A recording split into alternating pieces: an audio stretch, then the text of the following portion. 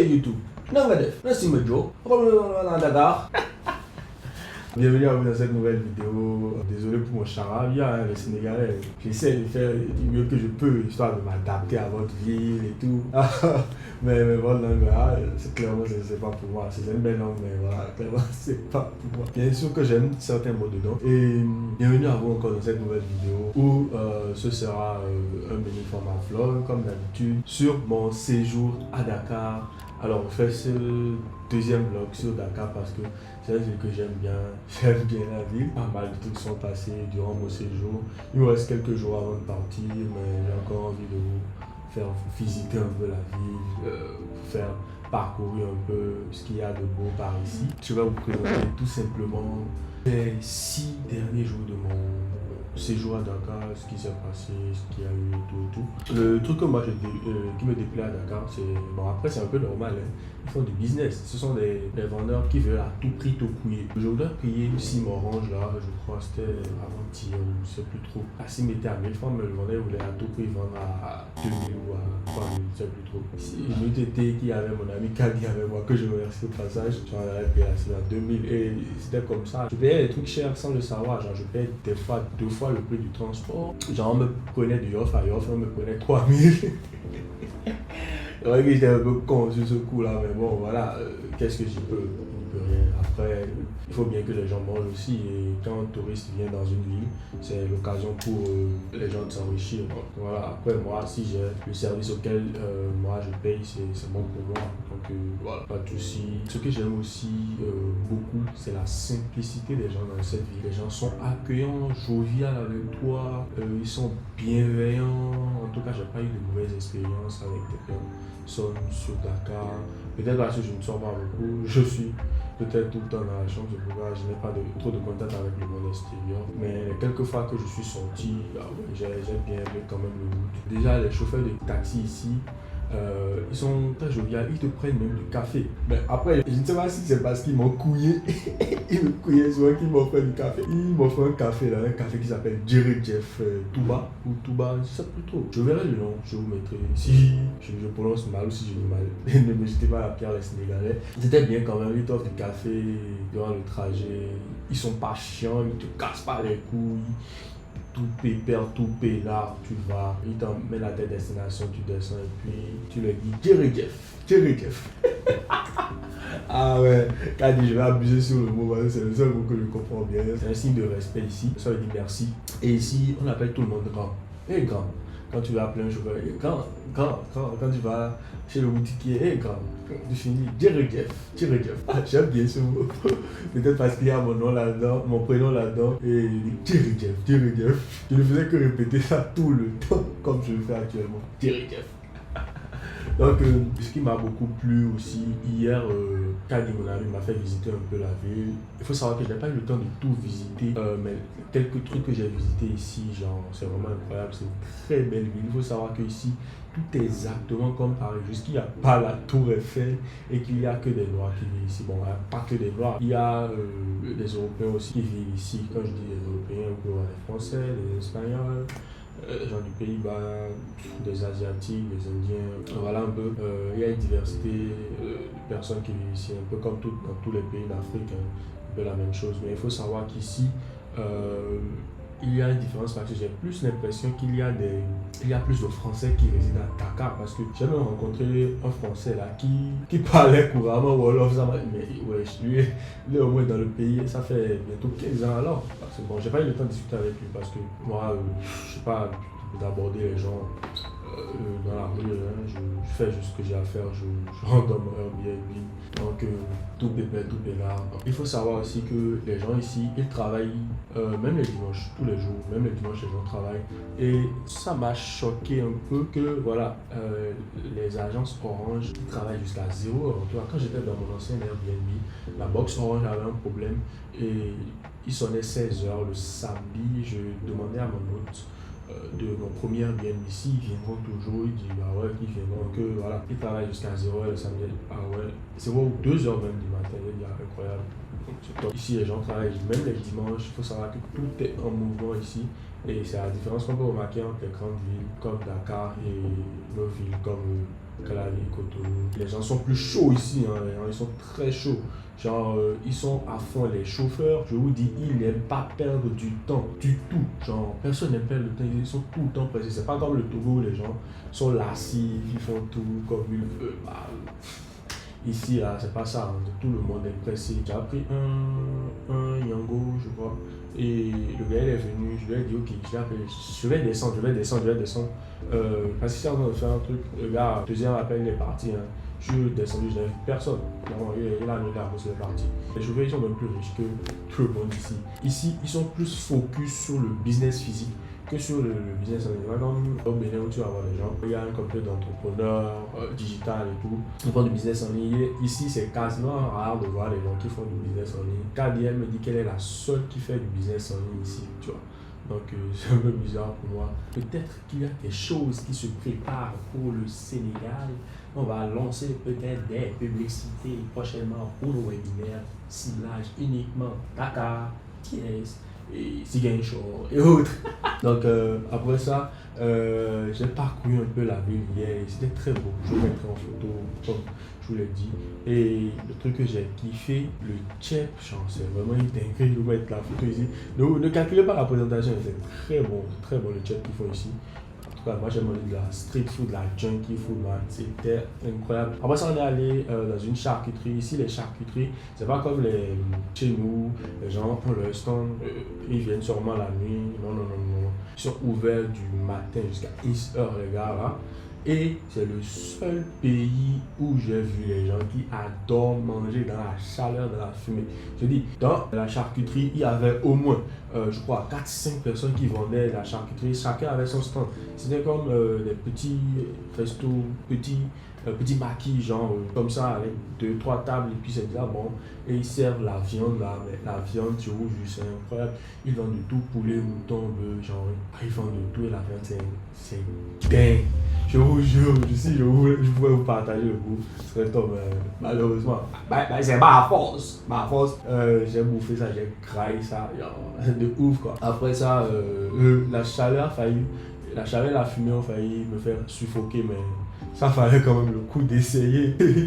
Voilà, et là ouais, j'ai une photo de Kadima où on était dans la Dimitri. Et eux, la fumée ne leur dit rien. Les gars qui sont dans la charcuterie, ils sont tout le temps dedans. Ça leur dit rien. Moi, déjà, ça me brûlait les yeux. J'avais envie de sortir. Finalement, on est sorti dans le marché. Quand les gens voient que tu es un touriste et que tu viens, même quand un Sénégalais t'accompagne, il peut débattre n'importe comment les prix. Ils vont toujours te vendre au prix où ils veulent vendre. Et ils sont tous comme ça, j'ai pas capté.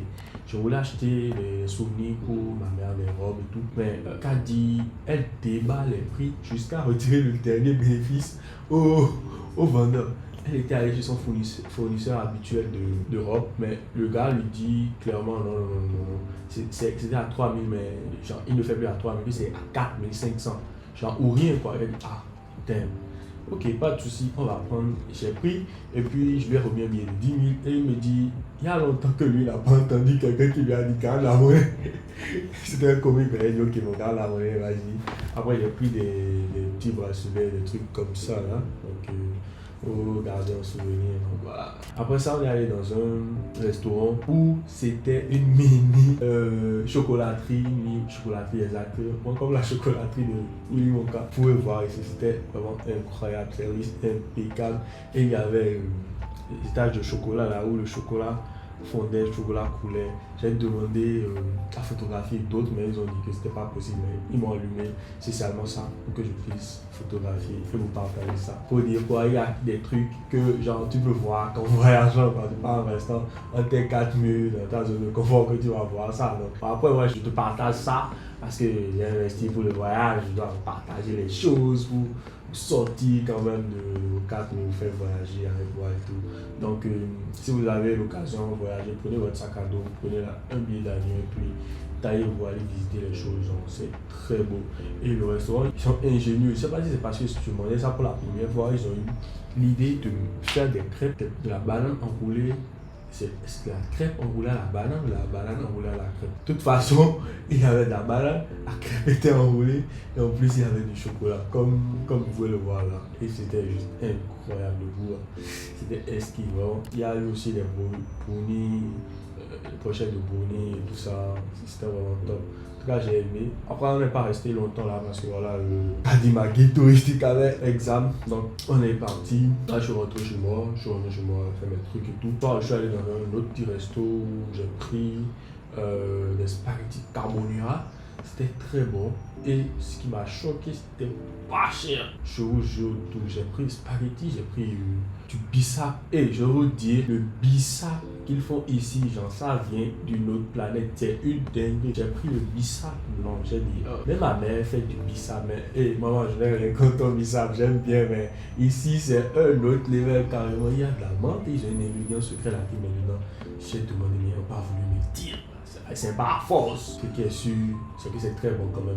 J'ai pris, je crois, un soda en plus du flan et tout me revenait à 8500. C'était incroyable. 8500, même pas dépensé 10 000 pour ce dîner là. C'était ouf. Après, moi, je suis rentré chez moi. Non, mais je suis encore retourné au restaurant tout à l'heure pour prendre mon petit déjeuner. J'ai pris le petit déjeuner. Le tout faisait 5500. J'ai pris 4 cappuccinos, pain au chocolat, pain au raisin. Et puis, comme l'habitude, c'est pas à force. J'ai pris de l'eau aussi. Et 5500, c'était, ouais, bon, c'est largement moins que chez nous avec le festival des glaces de Cotonou. Une différence de 1000 francs ou 2000, je crois. Et ce qui m'a choqué, c'est que je suis allé à la caisse, je voulais payer la facture. Ça m'a mis 10 000 au gars. Il va me remettre 4500 francs. Et il me remet 5 000. Il dit qu'il n'a pas la monnaie que de garder ses rien. J'ai dit, ah, mais qui fait ça? What man? Qui fait ça? Genre, ça m'a clairement choqué. Ce soir, j'ai retourné au restaurant. C'est incroyable. C'est une très bonne stratégie pour fidéliser un client. En tout cas, moi, ils m'ont vraiment conquis. Parce qu'au Bénin, personne ne fait ça. Et les gens, quand tu payes, ils vont chercher à reprendre même les derniers centimes. Au pire, c'est toi qui le laisses ta monnaie. Moi, j'ai laissé plusieurs fois ma monnaie au Bénin. Ça me dit rien, mais voilà. Ce geste-là m'a vraiment touché. Après, Dakar, c'est une très belle ville, je ne vous dis pas. L'architecture, des buildings, les routes ici, il y a même un passage souterrain. C'était incroyable. La première fois que j'ai visité des trucs comme ça, c'est vraiment pour moi. Et vous pouvez voir me faire en photo un peu partout là. Ici, les chauffeurs de taxi t'offrent du café. Ça, je ne sais pas si je l'ai dit, mais ils t'offrent du café. Je ne sais pas si c'est parce que moi, il me couillait. C'est parce que moi, il me couillait qu'il m'offrait du café. Parce que des fois, je me retrouve à payer 2 fois, 3 fois le prix du transport ici. Il y a quelqu'un qui m'a pris, il a fait 1 kilomètre avec moi. Il m'a amené de Yoff à Yoff et il a pris 3 000 quoi. J'ai dit à Kanye, il me dit non, mais il t'a payé. Il dit bon, ça fait rien. Vas-y. Il faut bien qu'il mange aussi, donc voilà, c'est un bon geste sympathique que j'ai très bien aimé. Mais le café, il est épicé sa mère, je vous dis pas, le café il est épicé de ouf. Comment tu peux me servir le café si épicé? Et ici ils aiment tout ça, hein. Ils prennent tout ça, tout le monde prend du café, Touba, Thierry Jeff Touba. Thierry Jeff Touba, c'est comme ça ils appellent le café. En tout cas, c'est pour moi, c'était très épicé pour moi. Moi, je n'étais pas habitué à ça. Donc, et aussi, ce qui m'a déplu à Dakar, c'est une grande ville normale. Ce qui me choque, moi, je n'ai pas perdre mon temps, c'est que tu perdras ton temps dans les bouchons. Je te dis pas, les bouchons qu'il y a ici à Dakar, c'est vraiment incroyable. Les bouchons qu'il y a ici à Dakar, c'est incroyable. Quand tu sors, tu sais que tu vas faire 20 minutes sur la route pour un endroit qui te prend normalement 5 minutes. C'est pas comme Cotonou, la circulation est libre, ils sont en train d'arranger à avoir de calabi maintenant. C'est pas ça, hein. Tu restes dans les bouchons une bonne vingtaine de minutes, clairement bien bon dans le taxi avant d'arriver à l'endroit où tu veux arriver, tout simplement. Voilà un peu récapitulatif de mon séjour de Dakar. Et aussi, je résidais dans un très bel Airbnb. L'autre a refusé que je vous fasse des vidéos. Je peux avoir de problème.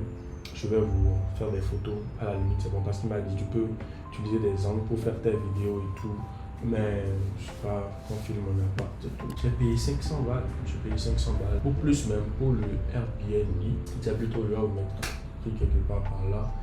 Si vous voulez savoir en tout combien mon voyage à Dakar m'a coûté, ça m'a coûté un peu plus de 1 500 000. un peu plus d'1,5 million, ça fait 2 500 euros. Après, je fais 10 000 euros par mois, donc 1,5 million, 2 500 euros, c'est juste le quart de ce que je gagne par mois, donc ça va. Faut pas reproduire ça chez vous si vous ne faites pas 10 000 euros par mois. Voilà un peu mon retour sur Dakar. Et après, je n'ai pas eu le temps de tout visiter parce que il y a le monument de la Renaissance. Voilà comment ils appellent. Je vous mettrai le nom. C'est très grand. Je ne suis pas allé, je n'ai pas stay there. Je ne suis pas allé visiter, mais je passais là, j'ai pris des photos au pif rapidement là. Après, il y a aussi l'île de Gorée et je n'ai pas eu le temps de visiter parce que voilà, je faisais pas mal de choses et tout. Il y a aussi un endroit où ils vendent la viande, la bonne viande, la débiterie là. J'ai pas eu le temps de visiter. Mais ce qui est sûr, Dakar, je vais revenir parce que vous avez conquis mon cœur, une très belle ville. Je vais revenir.